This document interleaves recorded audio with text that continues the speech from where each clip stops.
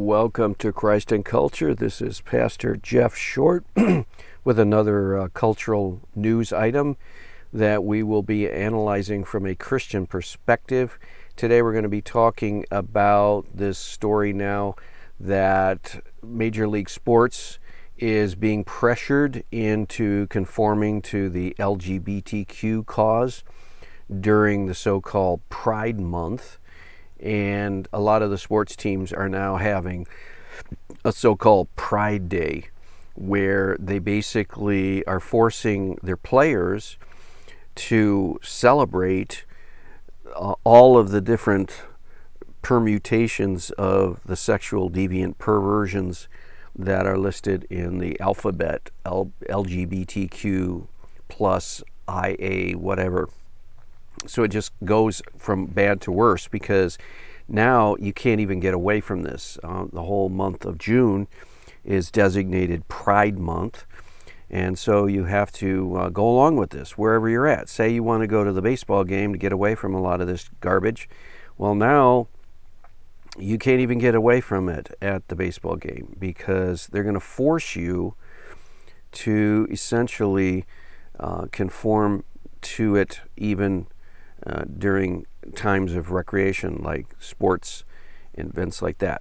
So what's taking place here in this specific one is that Tampa Bay has a so-called LGBTQ Pride Night, and they are now forcing players to wear a rainbow logo on their jersey and on the baseball cap. So it's not enough to just have this capitulation to the sexual Sodom and Gomorrah crowd, but now the players actually have to get involved, and they have to actually wear and celebrate the sexual deviant perversion on their body.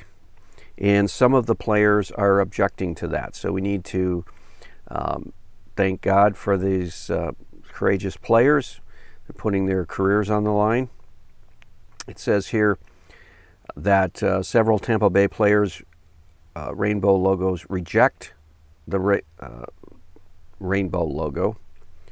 Let's see if I can fit that on here.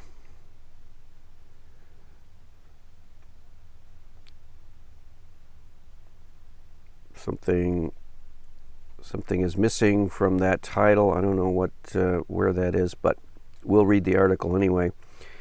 It says that the Tampa Bay Rays celebrate their 16th Pride Night celebration. So this thing has been going on 16 years in Tampa Bay. They're pandering, they're catering to this community, so-called community, when I'm sure the vast majority of the players and the fans really don't want anything to do with this. This is not something that fans and players are calling for. It's something that the ownership is capitulating to this powerful lobby group, the gay lobby. It says that Tampa Bay celebrated their 16th Pride Night on Saturday at their game against the Chicago White Sox. But as the team was encouraging inclusiveness in society, yeah. As Christians, we don't include sin. We don't consider sin something that we need to be inclusive.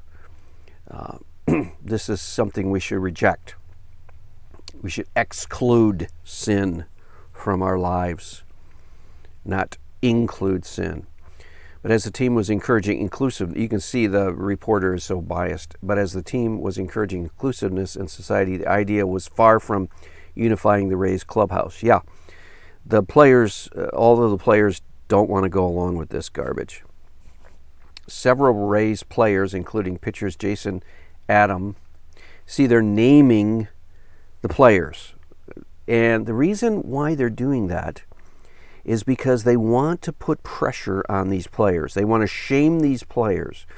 They want to make these players conform to the gay philosophy.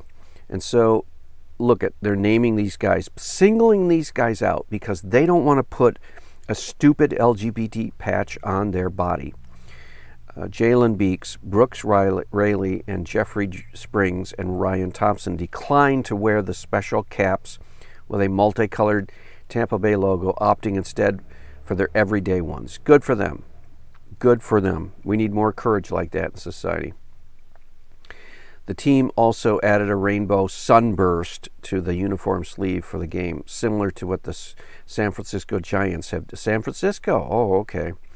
The city, the capital of homosexuality, have done in support of the LGBTQ community. So they want Florida to follow San Francisco. They want them to conform to the most perverted city, the most sexually immoral city. They want all the other cities to make them as their role model. See how this works? Players and staff were not required to participate, and several chose to remove the decal. Good for them. Good for them. See, there's the sunburst. That's the LGBTQ. All the sexual deviant perversions wrapped into one. And they wanted the players to wear that, and some of them said, nope, not going to do it. Not going to do it.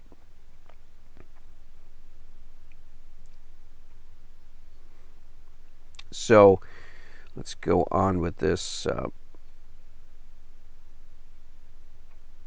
Let's go on with the article.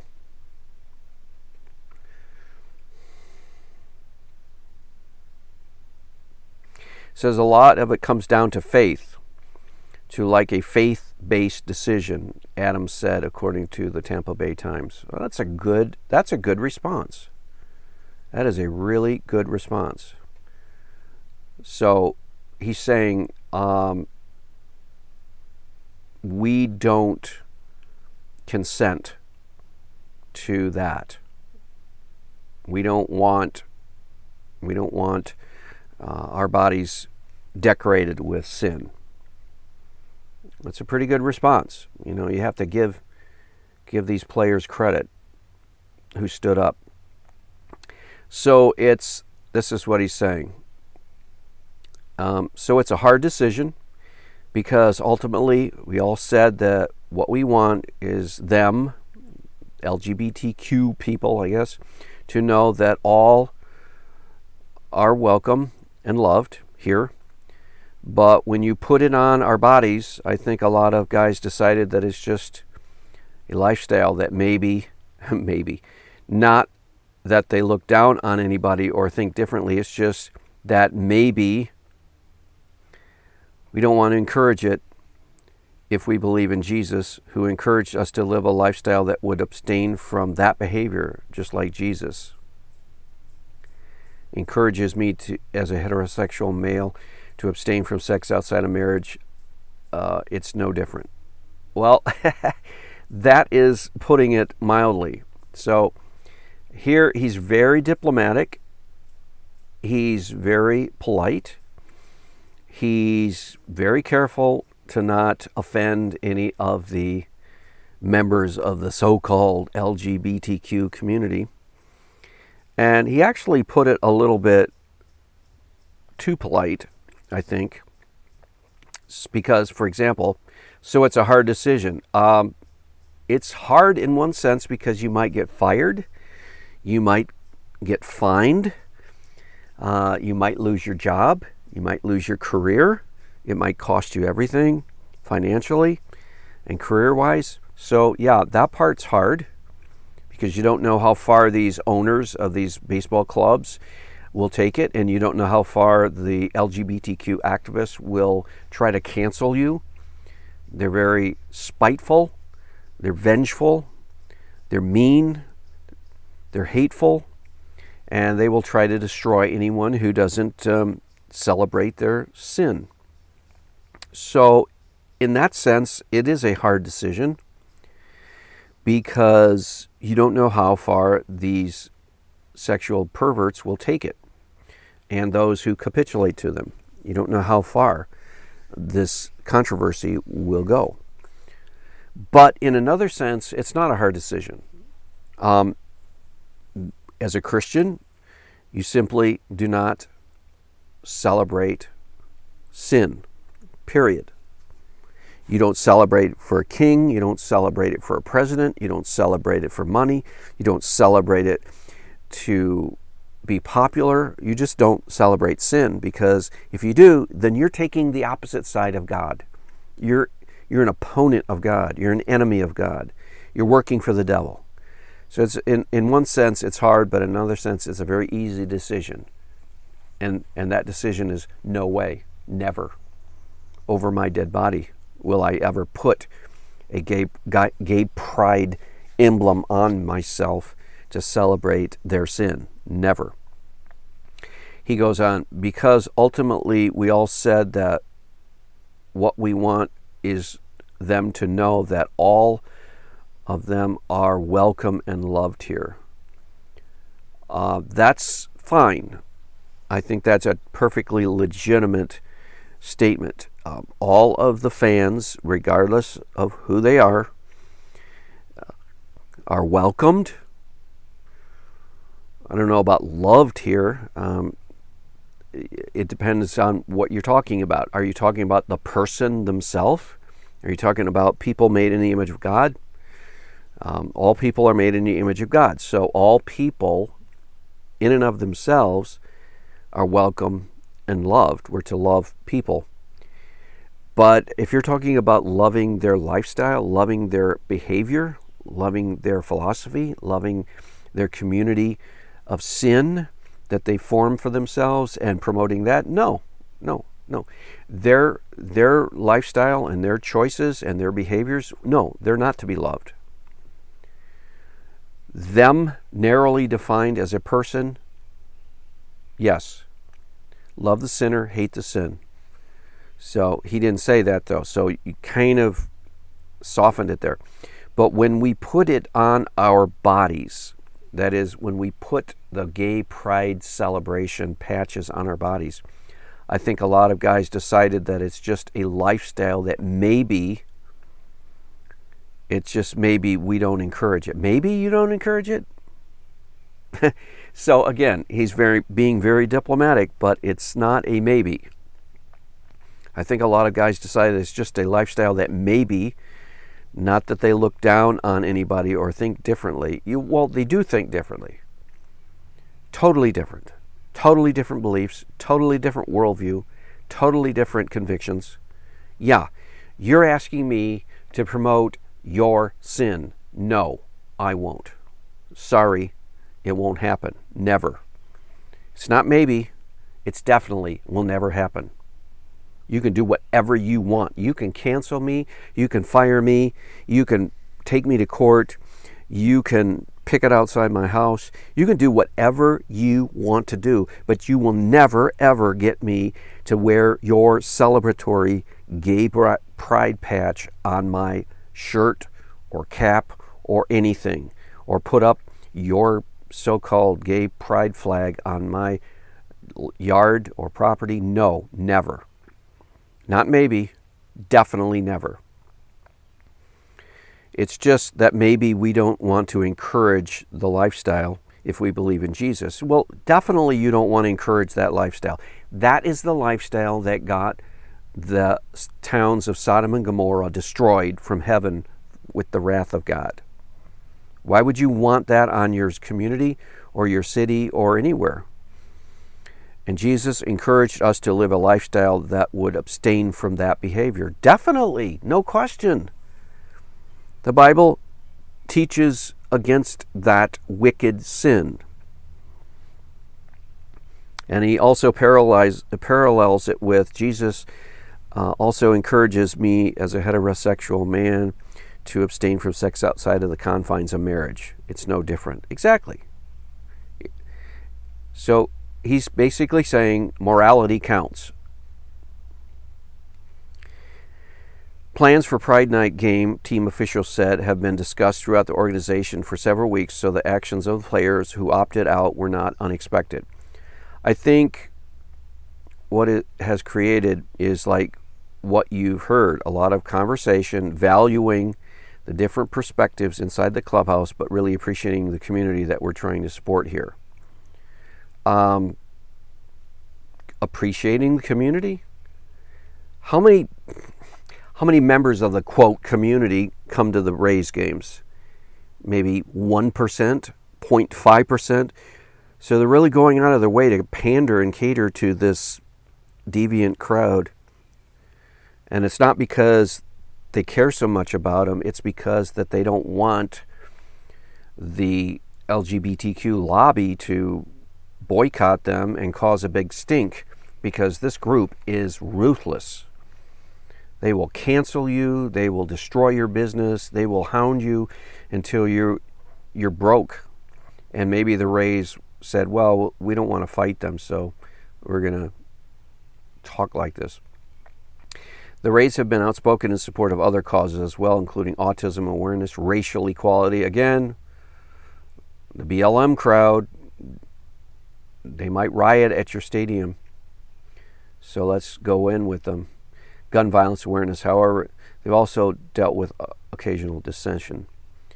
Their social media campaign 2 weeks ago in wake of mass shooting at Uvalde, Texas, elementary school may have played a role in Florida Governor Ron DeSantis vetoing a planned $35 million training facility in nearby Pasco County.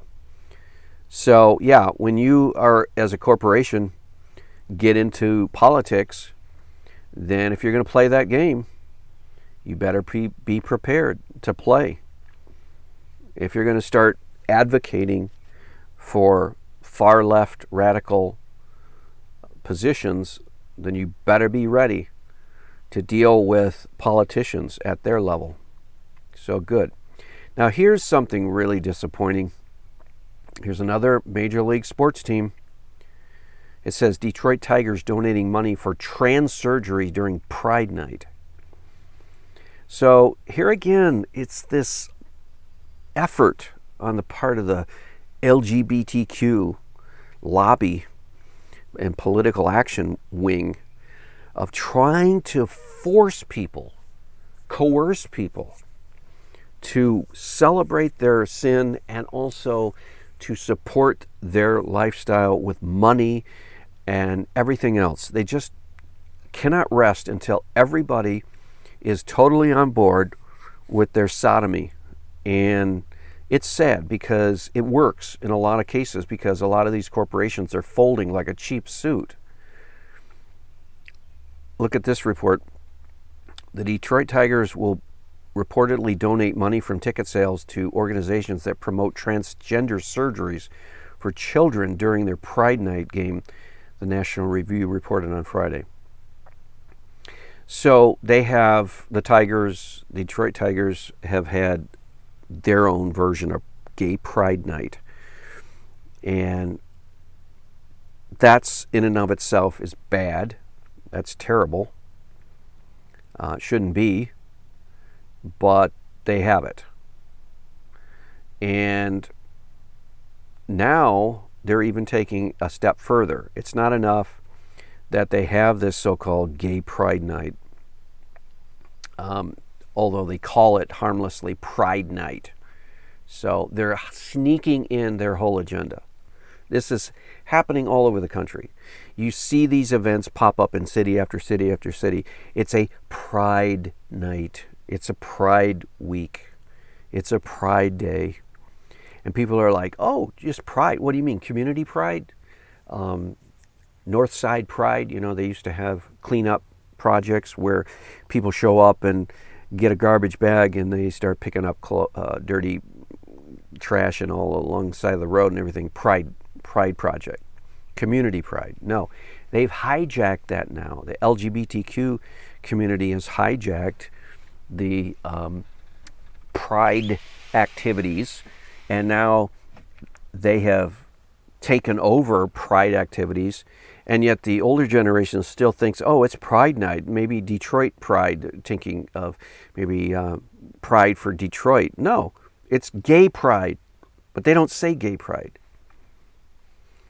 They just say Pride.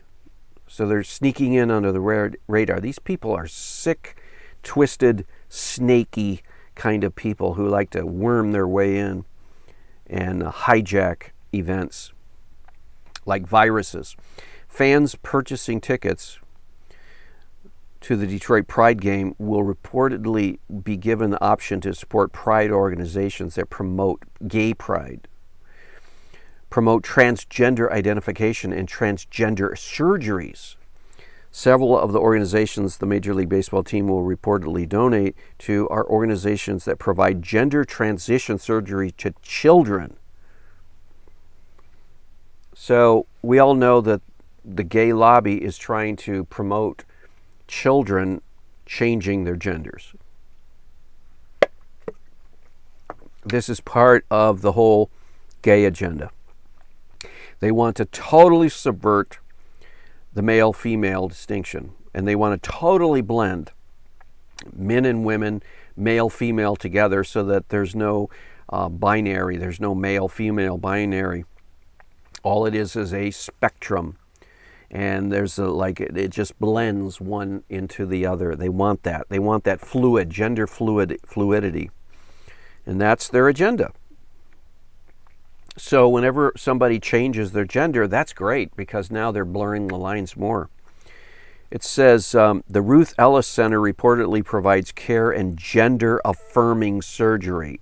That is a euphemism to mean taking, say, a young girl and removing her breasts, 10 years old, 11 years old, 12 years old, 13-year-old young girl, chopping off her breasts, or a 9, 10, 11, 12-year-old boy cutting off his penis.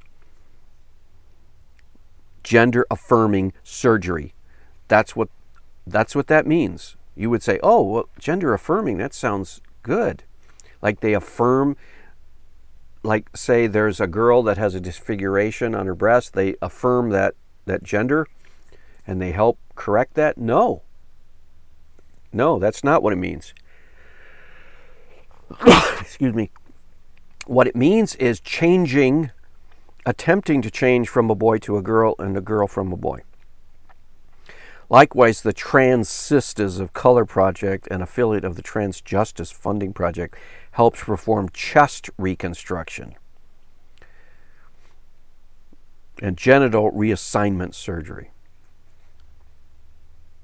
Corktown Health reportedly provides hormone therapy as gender affirmation care and may see patients as young as 6, the outlet noted. So we're talking about the full-fledged trans movement. We're talking about all the things that go into converting someone, trying to convert a male into a female and a female into a male. And all of this money that is brought in from the ticket sales of Pride Night will help go to that. Next week, the Detroit Tigers will host a Pride Night, a fundraiser for local LGBTQ groups that promote puberty blockers and other forms of gender-affirming care. At least 3 of these groups perform gender transition surgeries on children. And that's at a baseball game. And for the full article, you can go to National Review. Why are the Detroit Tigers funding gender transition surgeries? Because they're capitulating to the LGBTQ lobby, because it's so powerful. That lobby can destroy people. They could cancel. What could happen against the Detroit Tigers? Plenty. There could be all kinds of mass demonstrations and pickets by the LGBTQ community and their allies in front of the stadium. And this could go on for days and weeks. And there could be political ramifications against their taxes and money, and hit them at the box office and try to drive them out of business. These people, these LGBTQ lobbyists, are ruthless. They're hate-filled, spite-filled. They will try to destroy you if you go contrary to what they want. And that's why the Tigers capitulate. That's why a lot of organizations are capitulating. Other organizations the Tigers will donate money to include PFLAG of Detroit, which reportedly claims youth of different identities may feel left out by teaching that there are only 2 genders. The group also donates gay, lesbian, bisexual, and positive books to public libraries through its public library project. Fair Michigan Foundation is reportedly an advocacy group that focuses on education and outreach regarding LGBTQ and men's and women's civil rights in the state of Michigan. So the Detroit Tigers, the baseball team, the one that the fathers and sons go to and the families go to watch the Tigers, and they have their favorite players. Here's Miguel Cabrera, future Hall of Famer. And this organization, owned by the Ilitch family, they are now giving part of the box office money for Pride Night to transition young people, which cannot be done. That's an impossibility. A boy who's born by a boy cannot become a girl. Impossible. The DNA is still the same. The chromosomes are still the same. You cannot transition. That is a myth. That is a illusion. And yet, this sickness, this disease, this mental illness is being spread now by baseball teams. We saw before the Tampa Bay Rays are forcing their players. Some of them objected. Several Tampa Bay players refused the rainbow logos for Pride Night. Good. But see, this is invading sports. It's invading football. It's invading hockey. The same family that owns the Tigers owns the Red Wings, and they play at the Red Wings, Detroit Red Wings play at the Little Caesars Arena, and they too are on board with the LGBTQ movement. They too are promoting, Pride Night and all kinds of stuff. And this is only going to get worse as the years go by, because we're going to see greater and greater capitulation on the part of corporations and organizations. We saw recently the Christian publishing company Erdman's promoting Gay Pride Month of June. We know that Calvin College, Christian University, Evangelical Christian University in Grand Rapids, Michigan, now had a student body president who was LGBTQ, openly out in the college, is okay with it, no problem. See, this corruption is spreading, and we have to say no. We'll fight against it. God is with us. The devil is against us. We will not join hands with the devil. We will not promote what the devil promotes. We will not work against the will of God, because if you work against the will of God, He will not bless you. He will not bless your life. He will not bless your church. He will not bless your community. You will face the judgment of God, just like Sodom and Gomorrah did in the Bible. We know what happened to them. So we don't want to go down that path. We don't want to be unfaithful to God and offend Him in any way. We want to hold fast to the Word of God. Even if we're the last ones, we want to hold fast, do the right thing, and promote holiness. And so we need to pray for these athletes that they don't capitulate. They're being pressured to do so. We'll see you back next week. God bless.